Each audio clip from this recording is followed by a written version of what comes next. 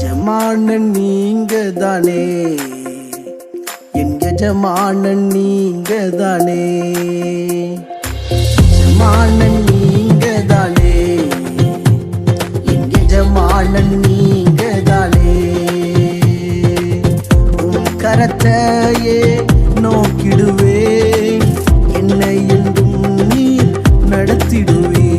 ஆண்டவரும் உலக இரட்சகருமாய் இருக்கிற இயேசு கிறிஸ்து நாமத்தினாலே காலை மன்னா நேரலாகிய உங்களை இந்த நாளிலே அடிமை சந்திப்பதில் மிக்க மகிழ்ச்சி அடைகிறேன்.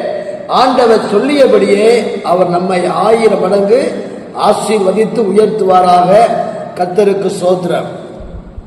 இந்த 2227வது காலை மன்னா நிகழ்ச்சிக்கு நான் உங்களை அழைத்து செல்ல விரும்புகிறேன்.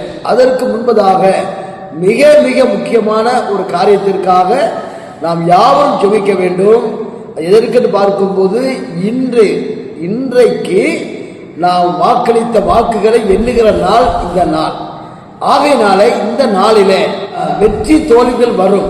இதனால எந்த விதமான கலவரங்கள் வராதபடிக்கு கர்த்தர் கிருபையாய் காத்துக் கொள்ளும்படியாக ஜெபம் பண்ணுவோம். ஆண்டவர் அற்புதம் செய்வாராக. இந்த 2227வது காலம்னா நிகழ்ச்சியில நான் ஒரு வார்த்தை உங்களுக்கு தீர்க்கமாக சொல்ல விரும்புகிறேன். ஏற்ற காலத்திலே தேவன் உங்களை தீவிரமாய் ஆசீர்வதிப்பார். சோத்ர ஆண்டோடைய வார்த்தை நமக்கு நேராக கலந்து இருக்கு. ஒரு வசனத்தை வாசிக்கிற கவனமாய் கேளுங்கள். அதாவது ஏசியான் புஸ்தகத்தில் 60ஆம் அதிகாரம் 22ஆம் வசனத்தில் சொல்லப்பட்டிருக்கிறது, கர்த்தராகிய நான் ஏற்ற காலத்தில் இதை தீவிரமாய் நடப்பிப்பேன் என்பதே. அல்லேலூயா. ஆண்டவருடைய வார்த்தை இந்த செய்தியை கேட்டுக்கொண்டு உங்களுக்கு நேராக வந்திருக்கிறது. ஆண்டவர் ஏற்ற வேளையில உங்களை உயர்த்துவார், ஏற்ற வேளையில உங்களை ஆசீர்வதிப்பார் என்று சொல்லி பார்க்கிறோம். அல்லேலூயா. நீங்கள் ஒன்றை குறித்து நீங்கள் கலங்காதீர்கள். இதுவரைக்கும் தேவனை அறிந்திருந்தும் இன்னும் எனக்கு ஒரு ஆசீர்வாதம் வரவில்லை, இன்னும் எனக்கு ஒரு உயர்வு வரவில்லை, நான் எதிர்பார்க்கிற காரியங்களிலே ஒரு பெரிய மாற்றம் ஏற்படவில்லை என்று சொல்லி கலங்கி கொண்டிருக்கலாம். தேவன் பைபிள்ல வாக்கு சொல்றார், ஏற்ற காலத்தில், அதாவது ஏற்ற காலத்தில் ஆண்டவர் தீவிரமாய் உங்களை ஆசீர்வதிப்பார். ஆமென். சோத்ரன். பைபிள்ல யோசேப்பு என்ற ஒரு மனிதர் இருந்தார். அவர் செய்யாத குற்றத்திற்காக 13 ஆண்டுகள் சிறைச்சாலையில் இருந்தார். ஆதியாகமத்தின் புஸ்தகத்தில் இந்த அதிகாரம் இருக்கிறது. 39ஆம் அதிகாரத்தில் இந்த சம்பவங்கள் வருகிறது. ஆண்டவர் நல்லவர். அப்ப எந்த தவறும் செய்யாத ஒரு 17 வயது நிரம்பின ஒரு வாலிபன் செய்யாத தவறுக்காக சிறைச்சாலையில் இருந்தான். வசனம் சொல்லுகிறது, கர்த்தர் யோசேப்போடு இருந்தார் சொல்லப்பட்டிருக்கிறது. யோசேப்பு எங்க இருந்தார்? சிறைச்சாலையில் இருந்தார். அங்கேதான் கர்த்தரும் இருந்தார். அல்லேலூயா.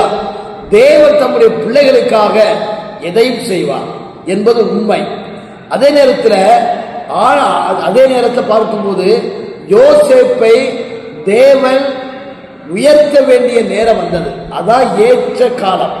அல்லேலூயா. அதுக்கு ஏற்ற காலத்தில் கர்த்தரை உயர்த்துவார். இப்ப யோசேப்பு 13 ஆண்டுகள் செய்யாத தவறுக்காக சிறைச்சாலையில் இருந்தார். கர்த்தர் அவனை உயர்த்த வேண்டிய, ஆசீர்வதிக்க வேண்டிய ஏற்ற காலம் வந்தது. சொல்லப்பட்டிருக்கிறது, தீவிரமாய் ஆள் அனுப்பி யோசேப்பை வெளியே கொண்டு வந்தார்கள். அதான் சொன்னேன், சின்னவன் 1000 சிறியவன் பலத்த சாதிமாவான். கர்த்தராகிய நான் ஏற்ற காலத்தில் இதை தீவிரமாய் நடப்பிப்பேன். ஏற்ற வேலை வந்துட்டு வச்சுங்களேன், ஆண்டவர் தீவிரமாய் உங்களை ஆசீர்வதிப்பார்.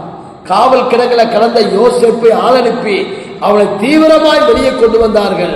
பார்வோன் சொன்னான், முழு எகிப்திற்கும் அவனை அதிகாரியாக மாற்றினான். எந்த எகிப்தில சிறைச்சாலையில இருந்தானோ அதே அந்த எகிப்து முழுவதுக்கும் யோசேப்பு தான் அதிகாரி. அல்லேலூயா. அதான் ஏற்ற வேலை. ஆண்டவருடைய கடிகாரம் நம்மை உயர்த்துவதற்கு முந்தவு செய்யாது, பிந்தவு செய்யாது. நமக்குன்னு சொல்லி ஒரு ஏற்ற காலத்தை கர்த்தர் வச்சிருக்கிறார். அந்த ஏற்ற காலத்தில தேவன் குடும்பத்தை உயர்த்துவார். அந்த ஏற்ற காலத்தில தேவன் உங்களுடைய மன விருப்பத்தை நிறைவேற்றுவார். ஏற்ற காலத்தில தேவன் உங்க குடும்பத்திலே உங்க பிள்ளைகளுக்கு நல்ல மங்களகரமான காரியத்தை செய்து கொடுப்பார். ஏற்ற காலத்தில தேவன் ஊழியத்தை ஆசீர்வதிப்பார். ஏற்ற காலத்தில உங்க சபை ஆத்துமாக்களால் நிரம்பும். ஏற்ற காலத்தில உங்கள் ஊழியத்திற்கு, சுவிசேஷ ஊழியத்திற்கு ஆண்டவர் அநேக வாசல்களை திறந்து கொடுப்பார் என்பது உண்மை. அது வரைக்கும் நம்ம என்ன செய்வோம், நமக்கு ஏகப்பட்ட நிந்தைகள் வரும், அவமானங்கள் வரும், இல்லாத பொல்லாத மக்கள் சொல்லுவார்கள்.